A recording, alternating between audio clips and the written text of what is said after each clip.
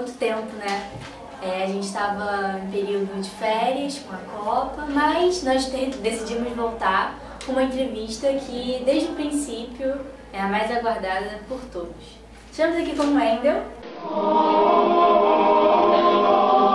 Bom, Wendel, eu lembro... Posso dar boa tarde, boa noite? Pode. Pessoal, bom dia, boa tarde, boa noite, né? Quando a gente está no meio eletrônico, a gente dá bom dia, boa tarde, boa noite, você pode ver a hora que você quiser.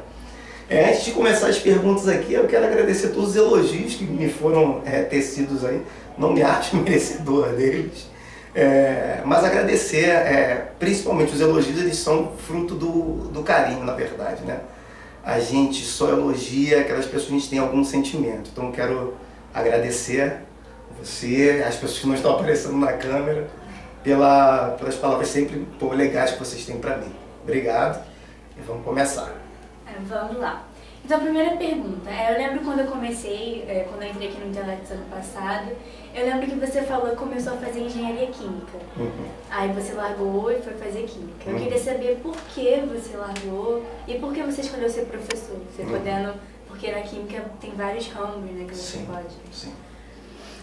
Quando a gente escolhe nossa profissão, né, quando nós somos, quando o mundo nos força a escolher nossa profissão, a gente escolhe, mas a gente não entende nada da vida, né? Assim, quando você faz vestibular, daqui a pouco você vai estar fazendo, algumas das pessoas que estão vendo vão fazer. A pergunta é a seguinte: chegam para você que não escolhe nem o que você vai almoçar, quando você é adolescente você não escolhe nem sua comida, perguntam para você o que você vai fazer o resto da sua vida. E o que você faz? Você escolhe alguma coisa que é o que você julga, que é o que vai te fazer feliz. Só que às vezes no meio desse caminho você amadurece um pouco, você descobre outras coisas, né? Como aconteceu isso? Eu quis fazer engenharia química porque eu era um aluno muito bom de matemática, de física, de química. E o que eu entendia como o que tinha disponível no mercado, que quando eu fiz faculdade não era como hoje, né? Tinham menos carreiras para você seguir, né? Hoje tem engenharia de petróleo, até na própria FRJ tem a química industrial. Só que não tinha, né? Era a engenharia química, ou se fazia química, ou se fazia engenharia. E a engenharia química me seduzia porque ela me permitia fazer engenharia, ou seja, matemática e a física, e continuar fazendo a química, né? Que eram os conteúdos todos que eu gostava, né? Então eu me sentia na escolha da engenharia química com uma decisão ampla, né? Assim, eu achava que eu estava tirando para vários lados e não me forçava muito a escolher uma coisa específica, né? Mas aí o tempo passou e eu não estava muito feliz, não estava muito feliz. Eu não gostava, eu não queria fazer os estágios, eu não gostava da vida em si de ser engenheiro. E um dia eu acordei e eu falei assim, pô, acho que eu quero ser professor, né? E aí eu comecei ainda no curso de engenharia a dar aula num pré-vestibular comunitário, que era em Marechal. Um pré-vestibular comunitário, como talvez nem todos vocês sabem o que é, são alguns jovens ou não tão jovens que se juntam e começam a dar aula gratuitamente, em geral, em instituições religiosas. Eu estava numa igreja e aí eu comecei a dar aula ali. E o legal, assim, eu me apaixonei de cara, né? Assim, quando eu entrei, eu me apaixonei, eu vi que eu tinha facilidade para falar em público. Apesar de eu ter sido um aluno muito bom na escola, né? Eu sempre fui o CDF, sempre foi a minha história, ser o que o CDF virou nerd, né? Eu sempre fui assim, sempre fui um aluno muito, muito bom. Mas eu tinha muita compreensão de quem não era, né? Eu não achava que eu estava do alto de um pedestal da minha sabedoria, eu compreendia a dificuldade das pessoas, assim. E foi muito legal que naquele ano a gente teve um resultado muito legal no vestibular. Até hoje eu encontro esses alunos, né? Isso foi no início da década de 90, até hoje eu encontro esses alunos e assim... Mentira. Antes de Cristo isso. E eu encontro esses alunos e assim, eles têm exatamente o mesmo carinho que eles tinham por mim, e eu tenho exatamente o mesmo carinho que eu tinha por eles, né? Eu vi que a gente fazer essa transição de ser engenheiro para ser professor significava me dar a oportunidade de vencer várias vezes, né? Quando você tem uma profissão, como você é um engenheiro, se você imagina que você seja o melhor engenheiro do mundo, né? Quantas vezes você pode vencer, né? Você vence uma vez, duas, né? Quando você é professor, você vence através do sucesso dos seus alunos, né? Então, para mim ali foi diferente, né? Foi minhas primeiras aulas ali, foi diferente, que eu peguei um grupo de pessoas que não tinha, a sociedade não tinha dado todas as oportunidades para ela, a maioria alunos de escola pública, muitas pessoas mais velhas que não tinham conseguido nada. Então eu criei uma identidade ali, né? E assim, eu sempre fui um combatente, né? Assim, sempre fui um combatente, então eu vi naquilo ali um desafio para mim, que era corrigir um desajuste social, daquelas pessoas nunca terem tido a oportunidade de estar na universidade. Eu me vi com a chance de dar uma pequena colaboração para eles. E deu certo, né? A gente aprovou 80% dos alunos naquele ano. E assim, e assim, vários não estudavam há muito tempo. E foi uma experiência para mim inicial bem legal, que assim, eu precisei aprender como é se doar, né? Como é doar o seu conhecimento, como é dividir o que você sabe, né? E eu descobri que isso era o que eu queria fazer na minha vida. E aí, eu me tornei professor. Então vamos lá, segunda pergunta. Você imaginava que algum dia você ia conseguir ser assim, tão proativo, tão inteligente? E em que momento da sua vida você falou, caraca, tô no meu auge, eu consegui o que eu sempre quis? Sim, eu não acho que eu tô no meu auge. Assim, eu não sei, assim, e eu não tenho a fórmula para saber quando vai ser esse meu auge, né? Não me considero uma pessoa tão inteligente assim, eu acho que eu tenho uma inteligência bem funcional. Mas eu sempre fui proativo. Eu fui um aluno, assim, diferente, né? Eu vendo as entrevistas anteriores, né? E os colegas que foram entrevistados aqui, né? Admiro os dois que foram entrevistados, pessoas fantásticas, assim, eles têm uma origem diferente da minha, né? Eles vêm com uma origem, assim, humilde e venceram na vida, né? Eu não tive uma origem assim, fui uma criança de classe média. Meu pai, antes de mim, ele sim, né, fez a transição da pobreza para a estabilidade financeira, né? E aí eu fui um jovem de classe média, né? Não fui um jovem pobre. E aí para mim o que acontece, né? Ainda assim eu sempre fui muito determinado, né? Eu nunca estudei porque eu tinha que estudar. Eu estudava porque eu tinha prazer em saber as coisas. Eu gostava de chegar, desde pequeno, eu gostava de estar numa conversa e entender do que as pessoas falavam. Assim, eu sempre achei bonito saber. Eu sempre achei que o saber era uma ferramenta. E eu fui descobrindo ao longo da minha evolução como pessoa que saber é uma ferramenta fantástica de poder. E eu via que assim, o conhecimento ele trazia poder. E quase sempre eu via as pessoas que tinham esse conhecimento faziam com que as outras vivessem na ignorância para manter o poder e para manipular as pessoas. E eu via a oportunidade de fazer o Robin Hood do conhecimento, né? Assim, eu falei assim, pô, caraca, eu entendo as coisas, né? Eu entendo o que eu leio. E eu acho que às vezes a informação estava sempre com um grupo de pessoas e com outro não. E eu fiquei com essa ideia desde pequeno, e ainda assim, de repente eu dei meus primeiros passos de professor, na verdade, nesse momento, né? Que eu falei assim, pô, será que o conhecimento tem que estar com um grupo ou será que a gente pode espalhar esse conhecimento para todo mundo? Né? E a ideia sempre foi essa, né? Então acho que de repente, outra pergunta, acho que eu sempre fui professor e o que acontece é que eu não entendi o que era, né? Na minha estrada, né? Como eu falo assim, minha história foi diferente, eu estudei em bons colégios, sempre. E quando eu tinha 16 anos, eu era o melhor aluno, sempre um dos melhores alunos da escola, sempre tive prazer em fazer as coisas, em estudar. Sempre achei maneiro, né? Era engraçado, porque quando você é jovem, né, você tem o estigma do nerd, né? O nerd é um indivíduo que não... é um incapacitado social, né? Ele é bom na escola, porém ele não tem capacidade de exercer nenhuma outra atividade fora da escola, né? Isso foi sempre uma mentira e eu nunca acreditei nela, né? Assim, de que o nerd dos filmes americanos, né? Que é a cultura que a gente compra quase sempre, né? Que é a cultura americana, que a gente reproduz.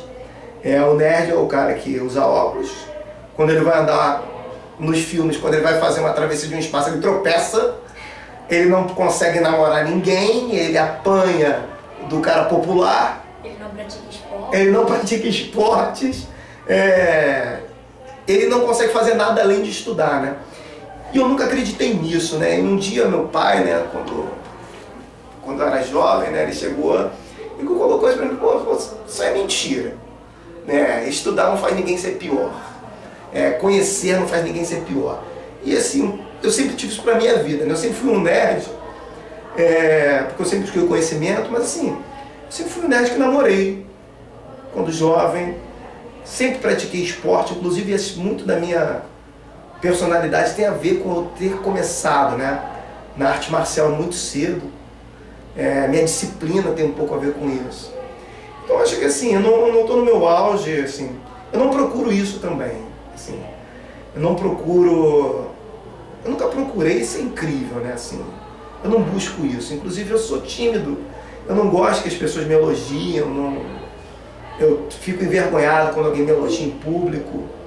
Às vezes quando eu faço uma coisa bem, eu peço para as pessoas não dizerem, não conta para fulano não que eu faço isso bem, assim, porque eu não vivo disso, assim, sabe, assim, eu vivo pelo bem-estar da minha família, o meu próprio bem-estar, o bem-estar dos meus alunos, assim, eu sempre procuro isso, né? Eu considero os alunos uma extensão da minha família, eu sempre tratei meus alunos assim, como uma extensão da minha família. Então eu acho que não tem, e não há um marco, né? Quando que eu passei a ser admirado por os alunos acharem, entenderem que eu tinha alguma coisa especial, assim, primeiro eu acho que eu não tenho, né, assim, me sinto uma pessoa bem comum, não acho que eu faço uma coisa nada incrível, mas é isso. Antes de fazer a terceira pergunta, eu acho que é isso que torna você incrível, assim, no nosso ponto de vista. Você é super humilde, você, claro que você se orgulha disso, porque não é qualquer um que é assim, mas eu não sei explicar.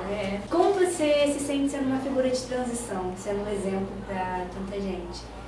Ano passado, quando eu entrei aqui, como eu falei, né, eu via você falando assim, e tipo, coisas que ninguém para pra pensar, que ninguém para pra criticar, falava, caraca, esse cara é demais, tipo, eu quero ser assim, igual a ele. E todo mundo que eu conheço aqui, que deve ser seu aluno, fala, caramba, um dia eu quero ter o mínimo, ou sei lá, até metade do conhecimento que eu ainda tenho, porque é realmente fantástico. Assim, eu entendo, não sou só eu, né? O professor em si, ele é uma figura muito importante, porque o jovem sempre olha para o futuro por uma lente, né? A gente sempre tem uma lente para olhar o futuro, assim. A lente do jovem, ela se divide entre a TV, né? Ele enxerga o mundo através da TV, o jovem enxerga o mundo através da família, e o jovem enxerga o mundo através do professor. E assim, eu sempre assumi isso com muita responsabilidade, né?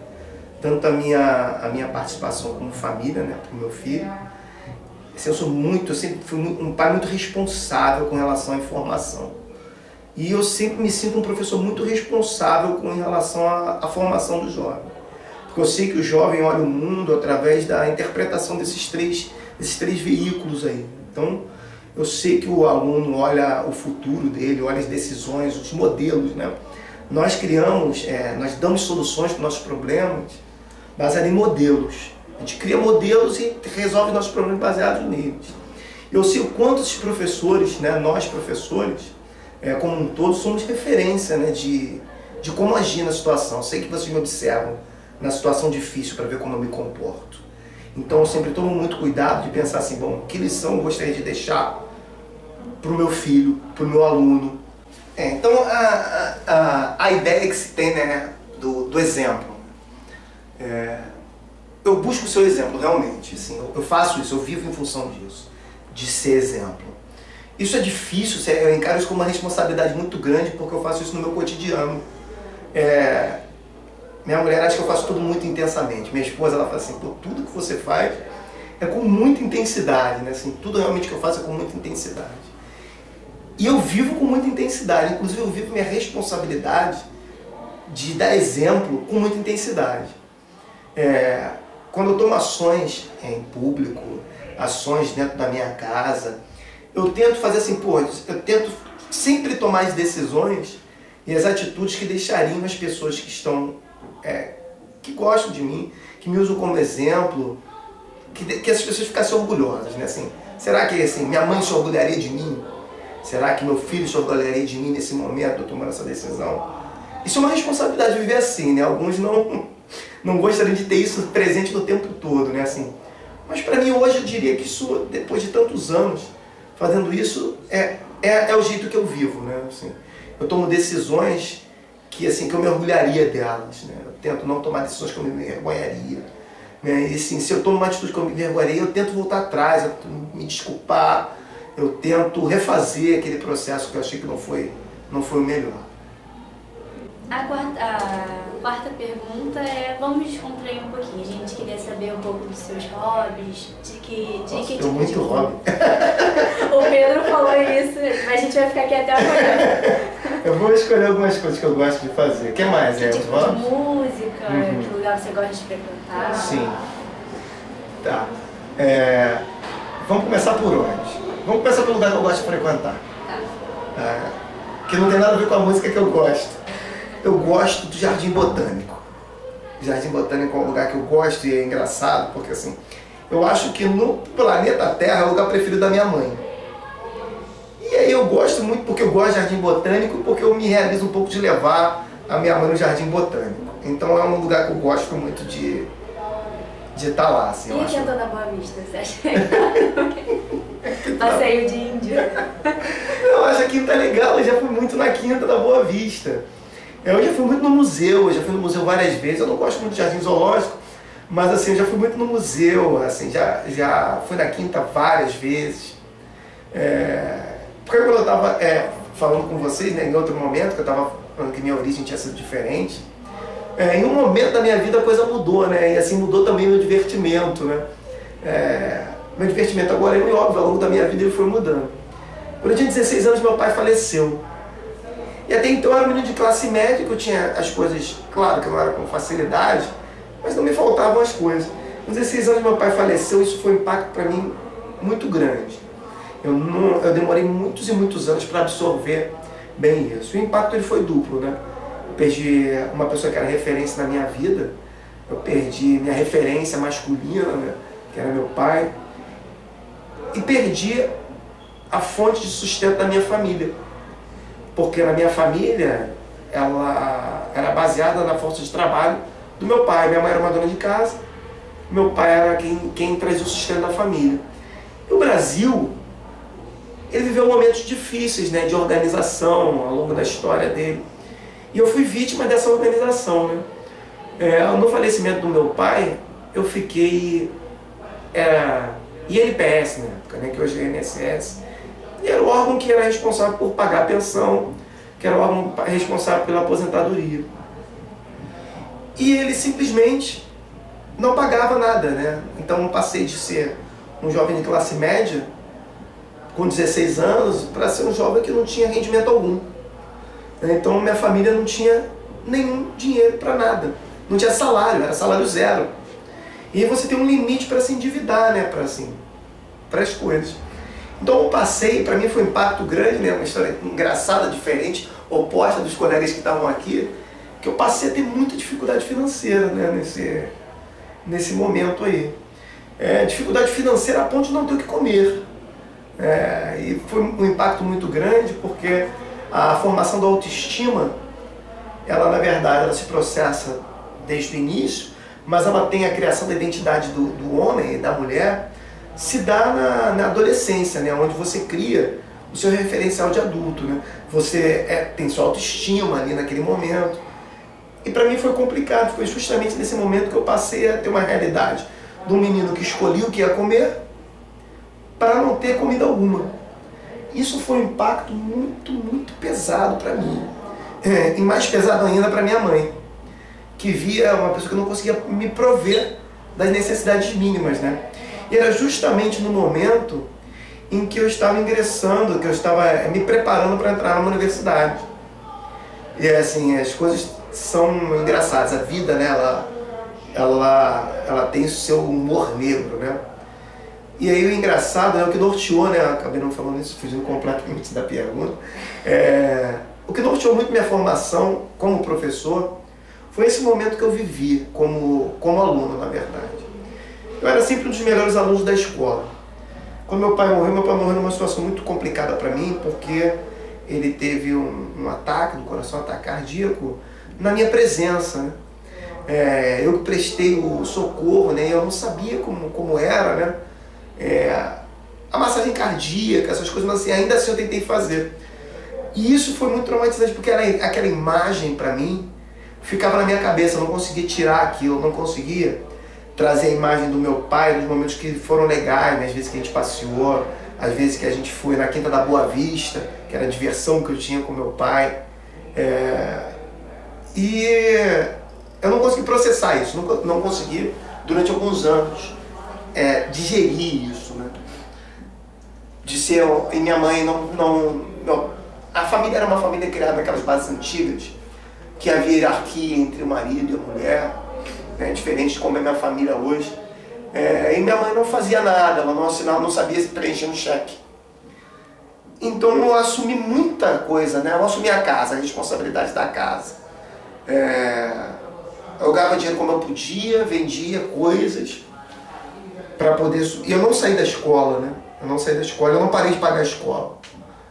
Parei naquele período, mas assim... E aí foi justamente a hora que eu tive um baque, né? Porque assim... Eu sempre sendo um aluno excelente na escola, né? Estudava numa escola muito boa. E eu era muito bom dentro da escola, muito boa. Um dia eu não fui bem. Eu não fui bem na prova seguinte eu não fui bem de novo, na outra eu não fui bem de novo, porque eu estava passando um momento que eu não conseguia sentar, né? Eu fechava meus olhos, eu começava a pensar, o que vinha na minha cabeça era a cena, né, do falecimento do meu pai. E nunca um professor ou algum representante da escola chegou para mim e perguntou: pô, Wendel, o que está acontecendo? Né? Por que você está triste? Né? Ninguém nunca me perguntou isso, né? Assim, eu fui contactado a primeira vez para a escola, ela me sinalizando que eu tinha atraso no pagamento da mensalidade.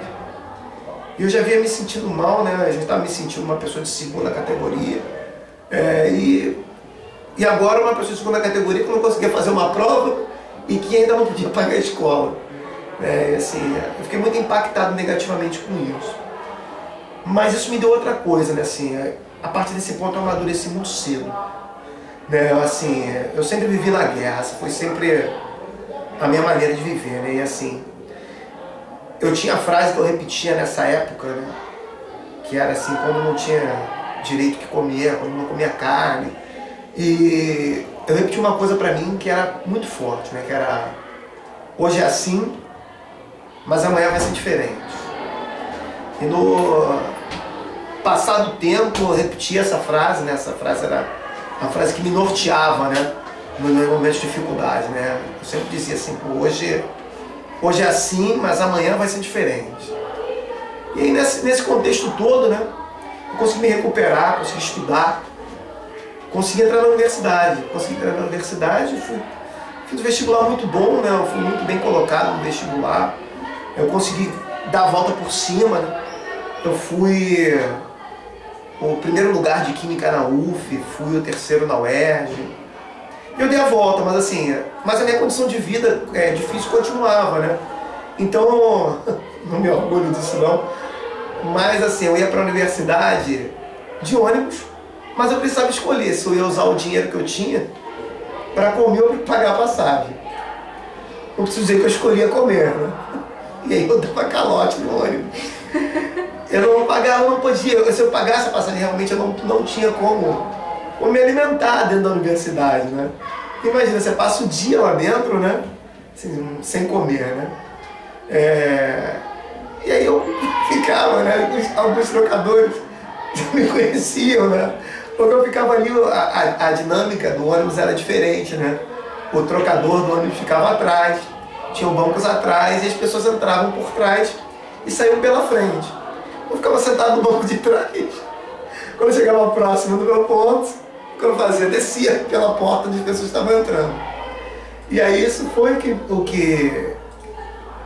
isso foi uma lição de vida, né, assim, pra mim, né? Que assim, eu nunca imaginava que eu ia passar por isso, né, quando eu era adolescente. E os primeiros anos da minha vida adulta foram assim. E aí o que acontece, né? Obviamente meu divertimento nessa época... Voltando à escola, no lugar. Meu divertimento nessa época era o que era de graça.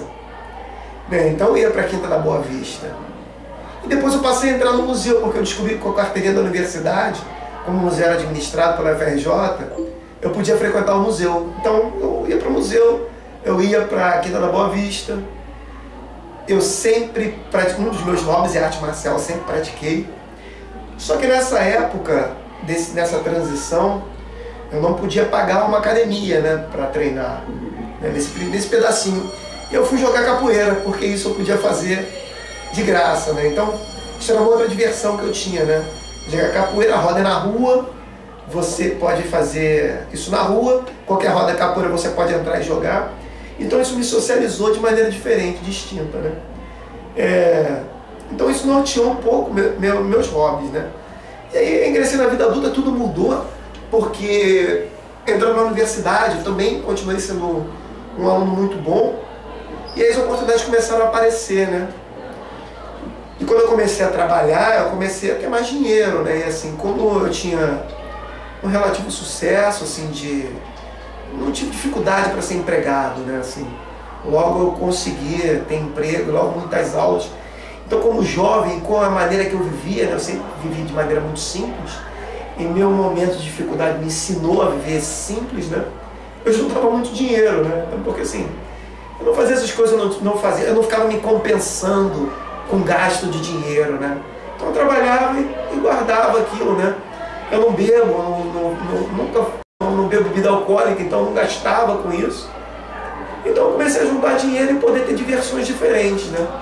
O engraçado é que o que se delineou na minha construção de homem, né, foram os meus hobbies, né? Eu tenho muitos hobbies, né?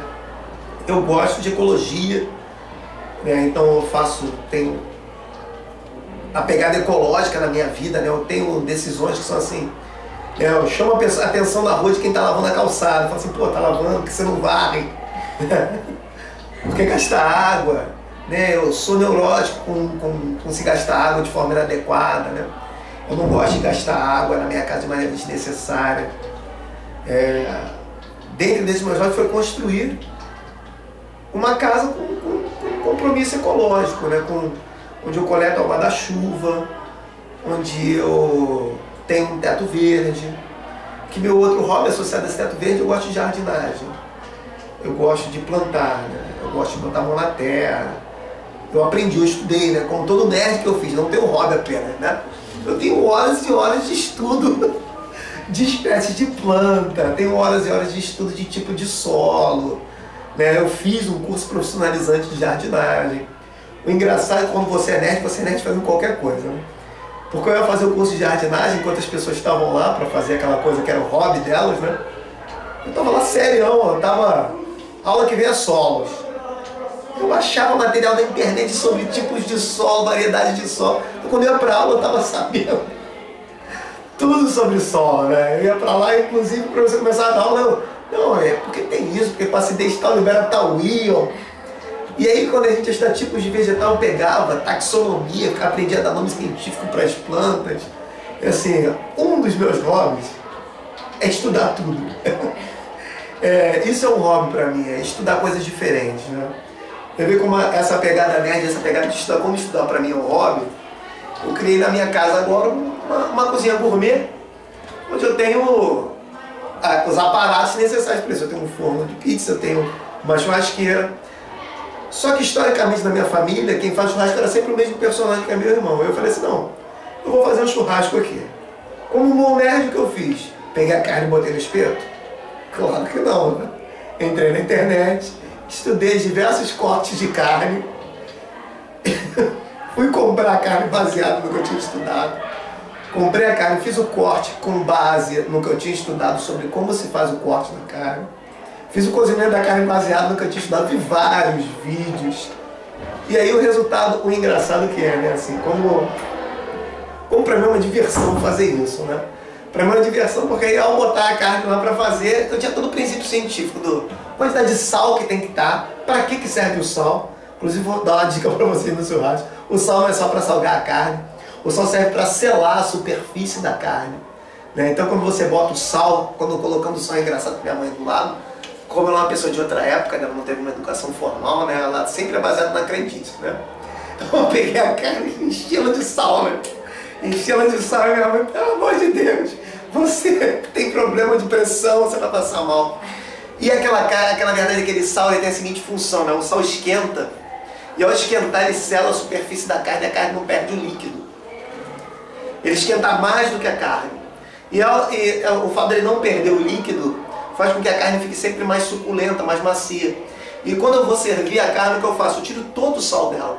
Você bate na carne e o sal cai inteiro, e ela não fica salgada, só que ela preservando todo o suco. É uma coisa mágica isso. Bom, dos meus hobbies principais, sem ser esse de estudar qualquer coisa que eu faço, né? Eu vou... O hobby de estudar é interessante porque ele passa a estar presente no teu cotidiano, né? Então, por exemplo, um three-way de uma instalação elétrica. Estava lá o eletricista da obra colocando o three-way meio enrolado. O que eu fiz? Falei assim, perguntei o que é isso. Ele não, isso é um three-way. O que eu fiz? Fui na internet, procurei como é que se instalava um three-way, vi como era feito, que fio tinha que ligar em que fio, escrevi no papel rascunho, fui lá do lado do eletricista, falei, não, é assim que faz, esse fio liga aqui, esse aqui, esse aqui, esse aqui, esse aqui. Fecha aí que vai dar certo, né? Ele fecha, liga e o three-way funciona, né? Então é isso aí. É o hobby de aprender sobre tudo. Eu gosto de aprender sobre tudo. Assim, não há um conhecimento que esteja no mundo que eu não ache maneiro aprender sobre ele. E o que eu acho maneiro depois é dividir, né? Eu não me contento em ser chato e aprender. Eu quero dizer para alguém como faz as coisas. Mais de hobby desses todos, né? Assim, os que se destacam mais para mim foi lutar. Né? Eu gosto de arte marcial. Para mim, a arte marcial é fundamental. Um nerd que luta, né? É uma coisa engraçada, né? Na criação do meu filho, né? Eu sempre fez parte dele, né? Eu falei assim, você tem que estar com sua cabeça, tem que estar funcionando, você tem que desenvolver sua parte intelectual, você tem que desenvolver sua parte física e você espiritualmente tem que estar resolvido. Então ele foi criado desde pequeno, aprendendo que assim, não, era correto ser nerd, era correto ser esportista e é correto você estar em paz com o teu espírito. E assim, aí em paz com o espírito não significa uma doutrina religiosa, né? Pode ser até você ser ateu e estar em paz com o seu espírito. O que não dá é para você não ser ateu e não estar em paz com isso, né? Ou você ser religioso e não estar em paz com isso. Mas hoje, meus hobbies principais são plantar, né? Plantar coisas para comer. Hoje meu hobby era jardinagem. Hoje eu estou focado em plantar para comer. Né? Então plantar coisas que servem para a gente comer. E a arte marcial, né? Que é o hobby que me acompanhou durante a minha vida toda.